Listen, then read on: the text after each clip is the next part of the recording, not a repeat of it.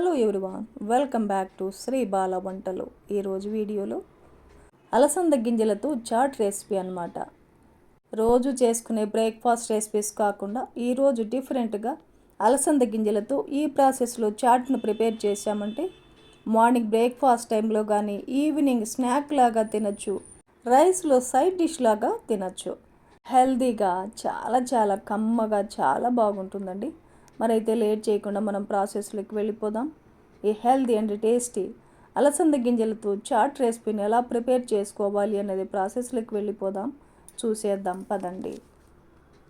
ఇలా ఫ్రెష్గా ఉన్న అలసంద కాయలను తీసుకొని లోపల విత్తనాలన్నిటినీ తీసుకోవాలి. నేను 1 కప్పు అలసంద గింజలు తీసుకున్నాను.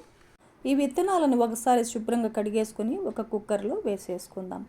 అదే కప్పుతో 1 కప్పు వాటర్ను వేసేసుకొని టేస్ట్కి సరిపడా సాల్ట్ను యాడ్ చేసుకోవాలి. మూత పెట్టేసి మీడియం ఫ్లేమ్లో 2 విజిల్స్ వచ్చేంత వరకు కుక్ చేసుకుందాం.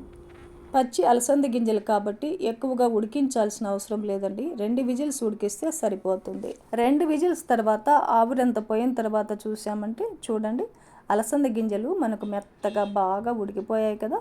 ఇందులో ఉన్న వాటర్ని అంతా సపరేట్గా వంపేసుకోవాలి. అలసంద గింజలు ఉడికించుకున్న వాటర్ని పడేయకుండా రసం కూడా ప్రిపేర్ చేసుకోవచ్చండి. టేస్ట్ చాలా బాగుంటుంది. ఇప్పుడు స్టవ్ ఆన్ చేసి ఒక ప్యాన్ పెట్టేసుకొని ఒక 2 టేబుల్ స్పూన్లు ఆయిల్ వేసేసుకోవాలి. ఆయిల్ హీట్ ఎక్కిన తర్వాత ఒక 1/2 టేబుల్ స్పూన్ ఆవాలు, 1/2 టేబుల్ స్పూన్ జీలకర్ర వేసేసుకొని వేయించుకుందాం. ఇలా వేయించుకున్న తర్వాత ఒక ఉల్లిపాయని ఇలా పొడవుగా కట్ చేసి వేసేసుకుందాం. ఒక 2 పచ్చిమిర్చిని ఇలా చిన్న పీసెస్గా కట్ చేసి వేసేసుకొని ఫ్రై చేసుకుందాం. ఉల్లిపాయలు మరి బ్రౌన్ కలర్ వచ్చేంత వరకు ఫ్రై చేయాల్సిన అవసరం లేదండి. చూడండి, ఇలా ఉల్లిపాయలు వేయించుకున్న తర్వాత 1 టేబుల్ స్పూన్ అల్లం వెల్లుల్లి పేస్ట్ వేసేసుకొని ఫ్రై చేసుకోవాలి. అల్లం వెల్లుల్లి పేస్ట్లో ఉన్న పచ్చదనం పోయేంత వరకు లో ఫ్లేమ్లో ఒక 2 నిమిషాల పాటు ఫ్రై చేసుకోవాలి. ఒక 1/2 టేబుల్ స్పూన్ ధనియా పౌడర్ కూడా వేసేసుకోవాలి.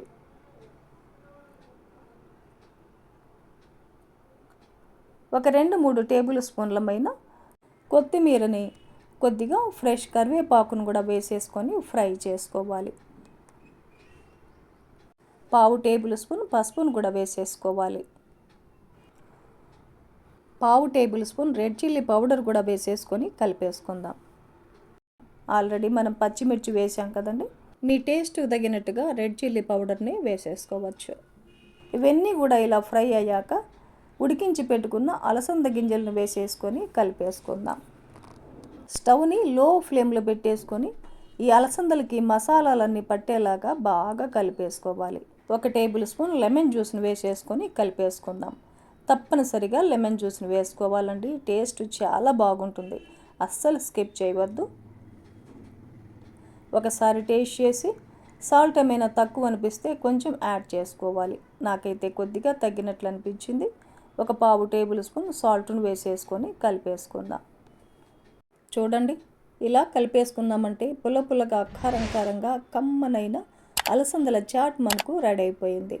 స్టవ్ ఆపేసి డిష్ అవుట్ చేసుకుందాం. నోరూరించి ఈ అలసందల చాట్ని మార్నింగ్ బ్రేక్ఫాస్ట్కి కానీ ఈవినింగ్ స్నాక్ లాగా కూడా కమ్మగా భలే రుచిగా ఉంటుందండి. మరి ఎందుకంటే ఆలస్యం, మీరు కూడా ఈ ప్రాసెస్లో ఈ అలసందల చాట్ను ప్రిపేర్ చేసి హ్యాపీగా టేస్ట్ చేయండి. ఈ వీడియో మీకు నచ్చితే లైక్ చేయండి, షేర్ చేయండి, సబ్స్క్రైబ్ చేయండి. థ్యాంక్ యూ అండి. Thanks for watching.